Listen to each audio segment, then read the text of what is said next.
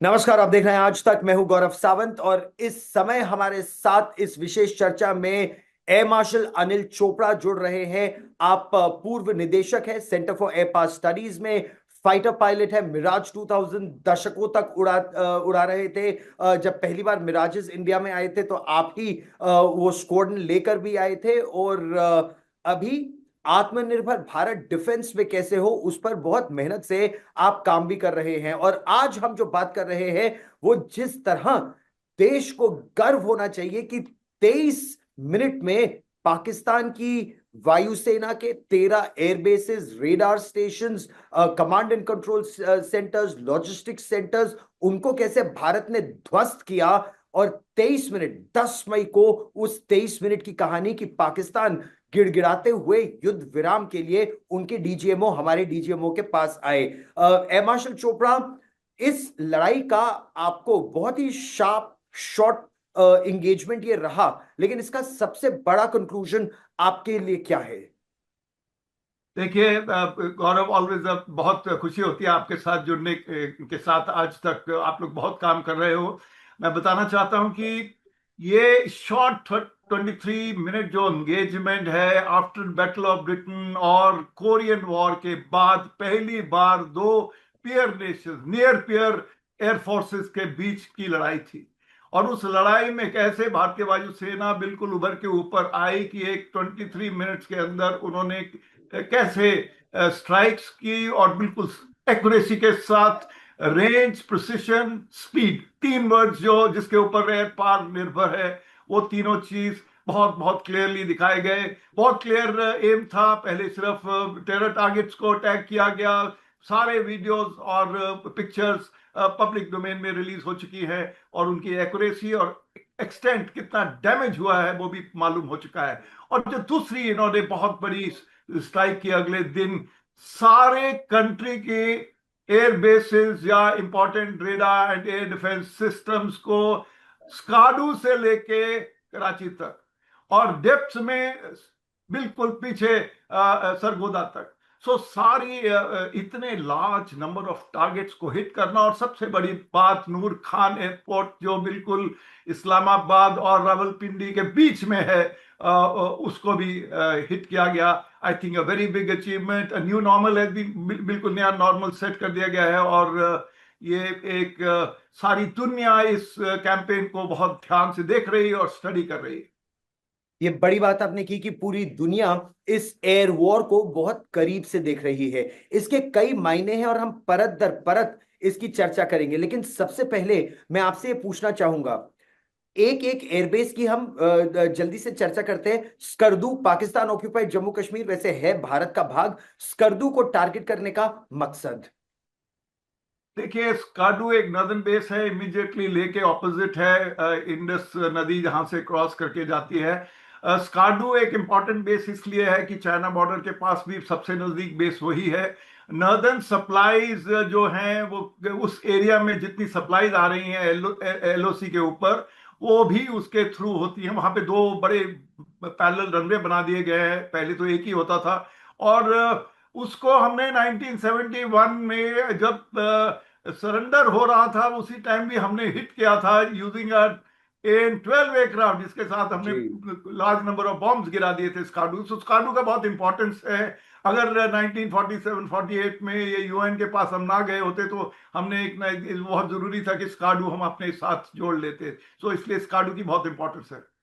ये आपने दो बहुत महत्वपूर्ण बात बताई और इसीलिए मैं इतने चाहता था कि मेरे दर्शकों को यह पता चले कि स्कार्दू हमारा जैसे लेह लद्दाख है वैसे स्कर्दू भी हमारा ही है, लेकिन पाक अधिकृत जम्मू और कश्मीर में है। गिलगिट बाल्टिस्तान का वो इलाका है और वहां से पाकिस्तान के जो एयर ऑपरेशंस है वो हमारे खिलाफ, चाहे 99 की बात हो या सियाचिन ग्लेशियर की बात हो, सोल्टोरो रिज लाइन पर भारत है, पाकिस्तान नहीं। वो झूठ दशकों से बोलता आ रहा है। लेकिन जैसा एयर मार्शल चोपड़ा ने बताया कि स्कर्दू की बमबारी महत्वपूर्ण है। 1948 में भारत को इसे अपने कब्जे में कर लेना चाहिए था, यूएन नहीं जाना था। पहली बात। दूसरी बात, अब आते हैं पाकिस्तान को जो असली दर्द होता है वो जब पाकिस्तान के पंजाब में उसको पीटा जाता है। वो आतंकवादियों को कैसे पीटा गया मुरीद के और बहावलपुर और सियालकोट और शकरगढ़ में, वो मैं 2 मिनट में उस पर आऊंगा सर। लेकिन पहले आपने नूर खान एयरबेस का, रावलपिंडी के चकलाला का आपने जिक्र किया। नूर खान में क्या क्या भारत ने ठोका और उसको ठोकना इतना महत्वपूर्ण क्यों है? देखो, पहले तो मैं बताऊं दर्शकों को कि नूर खान एयर बेस पे क्या है। बेसिकली एक तो उनकी जो वीआईपी स्क्वाड्रन है, जैसे हमारे वीआईपी एयरक्राफ्ट पालम में है, या ये समझ लो कि पालम और हिंडन का एक मिक्सचर बनाया जाए तो वो नूर खान बेस है, चकलाला में है। और उसके ऊपर वीआईपी एयरक्राफ्ट के अलावा उनके सारे रिफ्यूलर्स वहां पे, एमआरटीटी जो रिफ्यूलर्स हैं उनके पास चार हैं टोटल, सारे के सारे वहां पे हैं। और छोटी कम्युनिकेशन यूनिट भी है। और उसके अलावा वहां पे ट्रेनिंग सेंटर्स हैं, एक पाकिस्तान की एक बहुत बड़ी एकेडमी है, वहां पे अफसर ट्रेन होते। तो इस तरह का वो एयरबेस है। मगर इट हैज बहुत उसका स्ट्रेटेजिक इंपॉर्टेंस कैसे है कि देखिए, to hit a target so close to the general headquarters Rawalpindi में, और so close to their capital is a big thing. It's like imagine कोई हमारे यहाँ पालम एयरपोर्ट पे, इंदिरा गांधी एयरपोर्ट पे या हिंडन में आके अटैक कर दे, तो उस तरह का सिग्निफिकेंस समझने की जरूरत है। स्ट्रैटेजिक बेसिकली एसेट्स हैं, वो स्ट्रैटेजिक ये एसेट्स बहुत जरूरी होते हैं। पाकिस्तान के सीने पर यह वार है, लेकिन ये पाकिस्तान के सीने पर इकलौता वार नहीं है। आप अगर वो पूरी सीरीज देखें सर, और आपसे ज्यादा कौन समझ सकता है, सरगोधा उनका सबसे महत्वपूर्ण एयरबेस समझा जाता है। 65 और 71 में भारत ने उसे टारगेट किया, लेकिन अब 2025 में दो न्यूक्लियर पावर कंट्रीज आमने सामने, और भारत फिर भी इतना अंदर घुस के मारने की क्षमता रखता है। कैसे मारा सरगोधा, और क्यों ये पाकिस्तान के लिए इतना करारा तमाचा है? देखिए गौरव, ये समझने की बात है कि इतने लार्ज स्केल पे एयर टारगेट्स, जैसे आपने बताया सरगोदा 200 किलोमीटर है बॉर्डर पे। सबसे डीपेस्ट लार्ज एयरफील्ड जिसको कहा जाता है वो सरगोदा में है। 65 में मिस्टियर्स ने अटैक किया था, वन स्क्वाड्रन जिसको मैंने लेटर ऑन कमांड किया। 12 मिस्टियर्स ने उसको डीप जाके अटैक किया था। It was a very famous Sargodha red, उसके ऊपर अभी एक रिसेंटली मूवी बनी है। और रफीकी रफीकी जो है ना, शोरकोट के पास जो एयरफील्ड है, हम जब यंग पायलट्स थे तब से पढ़ते आ रहे हैं कि उनके जो टॉप एंड एयरक्राफ्ट हैं उनको रफीकी में रखा जाता था। आज के दिन में उनके पास वहां मिराज 35 बेस है। स्लोली स्लोली बदल रहे हैं, उनको JF-17 भी आ गए हैं वहां पे, और तरह तरह के न्यू जहाज जमाएंगे। शायद एक ना एक दिन J-10 भी वहां पे पहुंचेगा। तो इस तरह जो रफीकी एयरफील्ड है, ये बहुत बड़ी एयरफील्ड है, पंजाब के बिल्कुल सेंटर में है। और उसके बाद रहीम यार खान, और फिर सबसे बड़ी बात है एयरफील्ड के अलावा जो हमने अटैक किए उनके एयर डिफेंसेस के ऊपर, MQ-9। MQ-9 जैसे हमारा S-400 है, उसके जो लॉन्चर्स हैं वो जगह जगह डिस्टेंसेस पे रहते हैं। हमारे भी लॉन्चर्स हैं, S-400 के कई रडार हैं। बट जो मेन सेंट्रल रेडार था HQ-9 का, और देखो HQ-9 उनके तीन चार सिस्टम्स हैं टोटल, पर जो इमीडिएटली ऑपोजिट फिरोजपुर वो उस इलाके में जो उनका MQ-9 सिस्टम है, जिससे वेस्टर्न एयर कमांड की कई एयर बेसिस को मॉनिटर किया जा रहा था, उस रेडार को निकाल दिया गया। देखो, कोई भी सिस्टम को हमेशा के लिए खत्म नहीं किया जा सकता, क्योंकि टेक्निकल टीम्स है, रिपेयर टीम्स हैं। मगर एक बार आप उसको न्यूट्रलाइज कर दोगे तो क्विकली नेक्स्ट 6 8 10 घंटे में काफी तरह के रेड्स अटैक्स कर लोगे, जो वो न्यूट्रलाइज नहीं कर सकते हैं। इफेक्टिवली आपने उस सिस्टम को न्यूट्रलाइज कर दिया कपल ऑफ आवर्स और मे बी 1 और 2 डेज के लिए।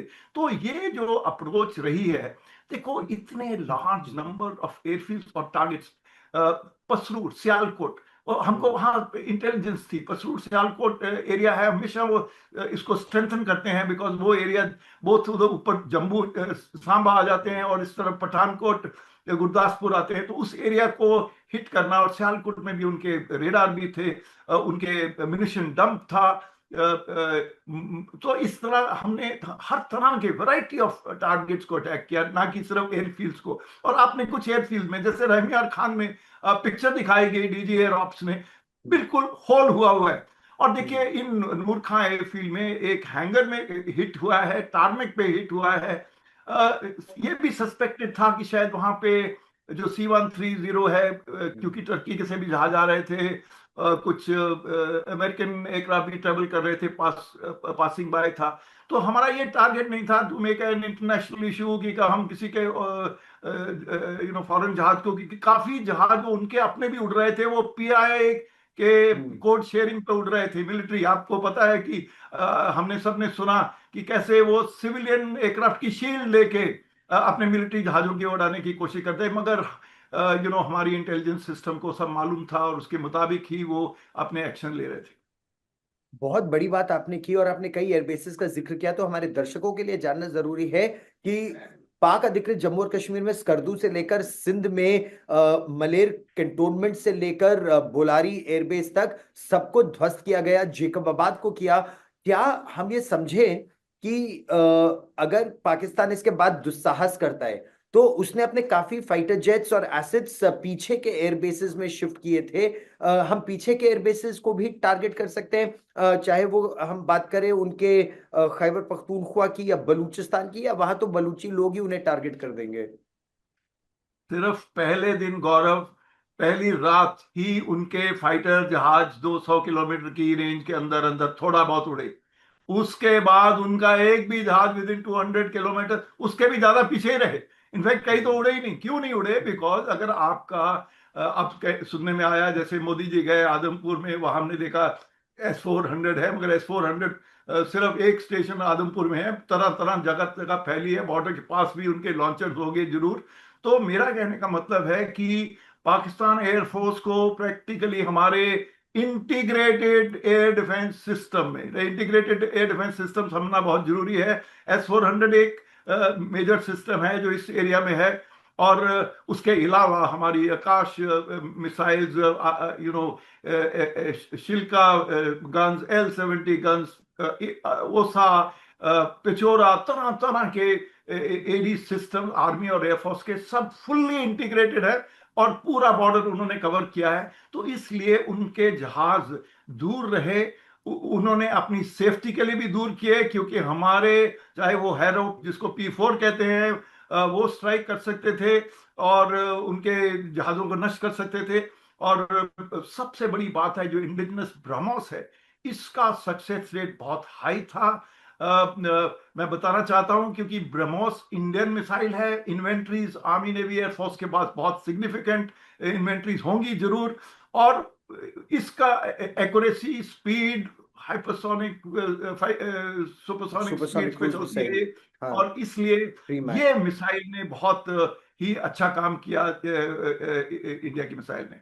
तो मतलब Su-30 भी हम भारत में निर्माण उसका करते हैं अंडर लाइसेंस, ब्रह्मोस मिसाइल भी हमारे पास है, सुपरसोनिक क्रूज मिसाइल 400 से मैंने सुना है, मतलब आप मुझे बेहतर बता सकते हैं कि 500 से 600 किलोमीटर वार करने में इसकी क्षमता, और एयर लॉन्च्ड वर्जन तो और दूर जाके हिट कर सकता है। दुनिया का कोई एयर डिफेंस सिस्टम एक सुपरसोनिक क्रूज मिसाइल जो आवाज की गति से 3 गुना ज्यादा तेज स्ट्राइक करे उसको क्या रोक पाती है? पहला प्रश्न। लेकिन एक मेरा और प्रश्न है, क्योंकि दुश्मन भी कमजोर नहीं था सर, जिस तरह से उसके पास उसकी चीन में निर्मित PL-15 मिसाइलें थी। मैं ये PL-15 air to air missile जो मेड इन चाइना JF-17 या J-10Cs पर जो लगी हुई थी, इसको किस तरह उसने इस्तेमाल किया भारत के खिलाफ, इसके बारे में क्या जानकारी आप हमारे दर्शकों के साथ साझा कर सकते हैं?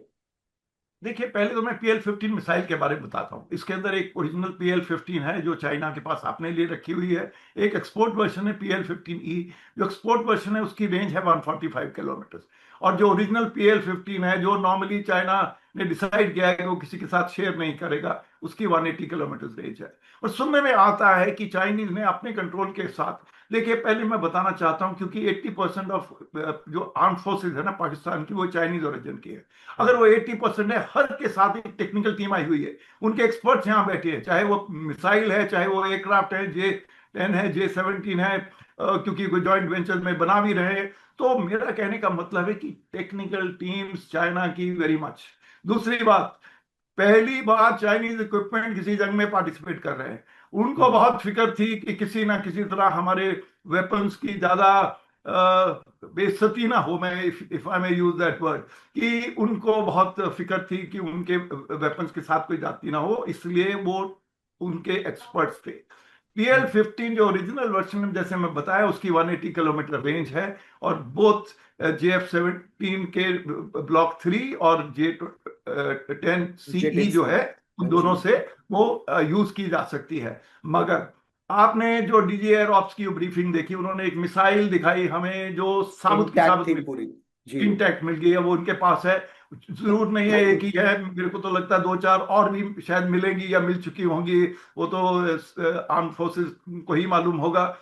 और इस मिसाइल का फैक्ट कि वो पुली इंटैक्ट मिल गई, इसका मतलब कि वो इतनी फ्लाइट कर चुकी थी कि उसका प्रोपेलेंट तो खत्म हो गया, मगर वो हम्म। किसी चीज को हिट नहीं की। अगर हिट करती तो वो फुल नहीं मिलती, और उसका वॉरहेड ब्रेकअप कर चुका होता। तो कहने का मतलब है कि PL-15 उन्होंने मिसाइल जरूर चलाई, मगर वो हमारे जहाजों तक पहुंच नहीं पाई, क्योंकि जहाज अपने सेफ डिस्टेंस पे मेंटेन कर रहे थे।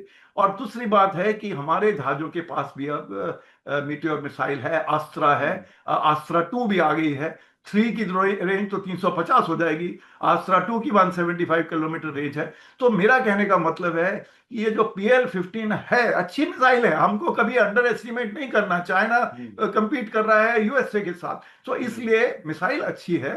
मगर ये जरूरी नहीं है कि उसका सही इस्तेमाल हुआ, या उसकी क्या लिमिटेशंस हैं। जो साबित मिसाइल हमको मिल गई है, हम उसको अब स्टडी कर पाएंगे। और ये तो चाइना के चेहरे पर करारा तमाचा है कि उसका होंकी 9P हो, जो एयर डिफेंस सिस्टम है, जो चाइनीज वर्जन ऑफ S-300 है, या फिर उसका HQ-9 के अलावा HQ-16 सिस्टम है, वो एक तरह से कारगर नहीं हुआ, काम नहीं कर पाया, अलर्ट होने के बावजूद सोता सा रह गया, और भारत ने इतना बड़ा वार कर दिया या उसके सिस्टम्स पहले टेक आउट कर दिए। जब वो अपनी सुरक्षा नहीं कर पाया तो पाकिस्तान की सुरक्षा क्या करेगा? लेकिन PL-15 के बारे में मैं एक प्रश्न और पूछना चाहता हूं। कुछ इस तरह की बातें भी आ रही हैं कि उसको रिमोटली ऑपरेट किया गया और इसीलिए वो बहुत समय तक रेडार पर दिखा नहीं भारत में, यानी कुछ सीक्रेसी उसकी ऐसी मेंटेन कर पाया था चाइना, जो क्या सैटेलाइट के जरिए उसे ऑपरेट कर रहा था, किसी और रेडार के जरिए, किसी airborne early warning and command and control structure के जरिए। इसके बारे में आप क्या बता सकते हैं? देखिए गौरव, जैसे आपने पढ़ा, मैंने भी कुछ रिपोर्ट्स पढ़ी, कुछ एनालिस्ट ने वर्ल्ड में लिखा है कि वो कॉपरेटिव फायरिंग किया गया। ये जो कॉपरेटिव फायरिंग होती है, देखिए जिस सिस्टम्स में डाटा लिंक्स एक बार इस्टेब्लिश हो, सिक्योर डाटा लिंक्स, तो ये पॉसिबल है कॉपरेटिव फायरिंग करना, या जिसको हम कहते हैं ना फ्यूजन ऑफ सेंसर्स के साथ फायरिंग करना। ये पुराने जमाने में हम जानते थे MiG-31 अपने सारे MiG-29 को कंट्रोल करता था बाय डाटा लिंक, और कुछ कोई बात नहीं करता था। MiG-21 अपना रेडार नहीं ऑन करते थे, MiG-31 अपना रेडार से ट्रैक करके डाटा लिंक से असाइन कर देता था और सीधा वेपन फायर कर दिया जाता था। ऐसे सिस्टम वर्ल्ड में है, इंक्लूडिंग इंडिया के पास। तो अब कैसे, ये पाकिस्तान के पास तो अपनी सैटेलाइट्स हैं नहीं, वो तो चाइनीज सैटेलाइट्स हैं। तो कैसे हो सकता है अगर टेक्निकली उन्होंने ऐसा किया? तो ये हो सकता है कि या तो AEWC या ग्राउंड रेडार या सैटेलाइट से उन्होंने टारगेट जो था इंडिया का, जिसको वो क्लेम करेंगे या कर रहे होंगे, वो उन्होंने ट्रैक किया। उसके बाद जिस मिसाइल को फायर करने वाला जो जहाज था या ग्राउंड बेस्ड मिसाइल थी, उसका रेडार ऑन नहीं हुआ, ताकि दुश्मन को यह ना पता लगे कि ये मिसाइल किसने लॉन्च की। मिसाइल अपने जब जा रही होती है, नॉर्मली तो मिसाइल अपने ही एयरक्राफ्ट, मदर एयरक्राफ्ट के साथ टॉक करती है, उसके रेडार के साथ। मगर ये डाटा लिंक स्कीम के अंदर जो मदर एयरक्राफ्ट और मिसाइल का talk can be through third party यानी या सैटेलाइट या एवैक्स या कोई ग्राउंड रेडार के थ्रू, डिपेंडिंग ऑन जिसका उसके साथ ज्यादा better line of site contact है। तो इस तरह कोऑपरेटिव करने से क्या होता है कि जो मिसाइल है वो बिल्कुल दुश्मन के जहाज के पास नजदीक पहुंचने के बाद ही उसका अपना रेडार ऑन होता है, और उस स्पीड पे जिसपे वो जा रही होती है, air to air missile Mach 2-3 की स्पीड पे तो जाती ही है, और उस स्पीड पे जाके वो उसको बहुत कम टाइम मिलता है दुश्मन के जहाज को मनूवर करने के लिए। ये तो थ्योरी है, ये ही कुछ एनालिस्ट ने इमेजिन किया है, हम सब ये जानते हैं इस थ्योरी को, और जरूरी नहीं है कि ये एक्चुअली इस तरह हुआ, ठीक। मगर हो भी सकता है। ये टाइम बताएगा।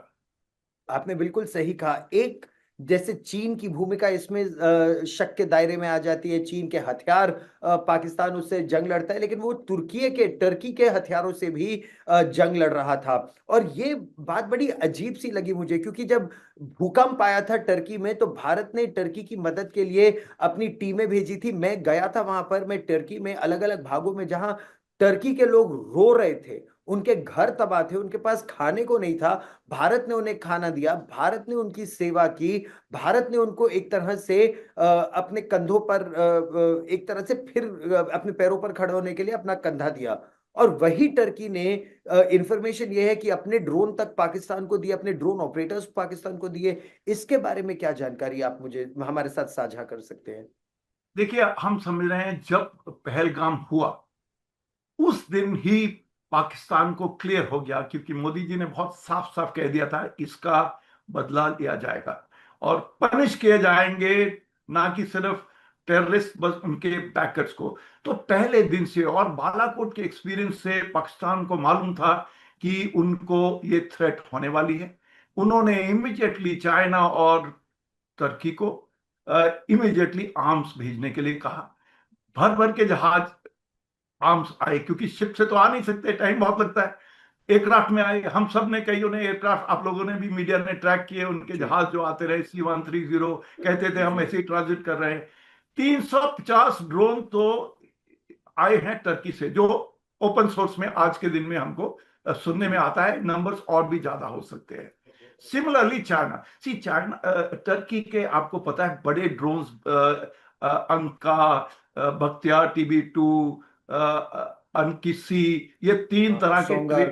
जी ड्रोन्स हैं जो जी। इनके पास पहले हैं। मगर याद रखिए ये स्लो ड्रोन्स हैं, सबके हाँ पीछे प्रोपेलर लगा हुआ है, हाँ। सब सोनिक ड्रोन्स हैं, लार्ज क्रॉस सेक्शन है।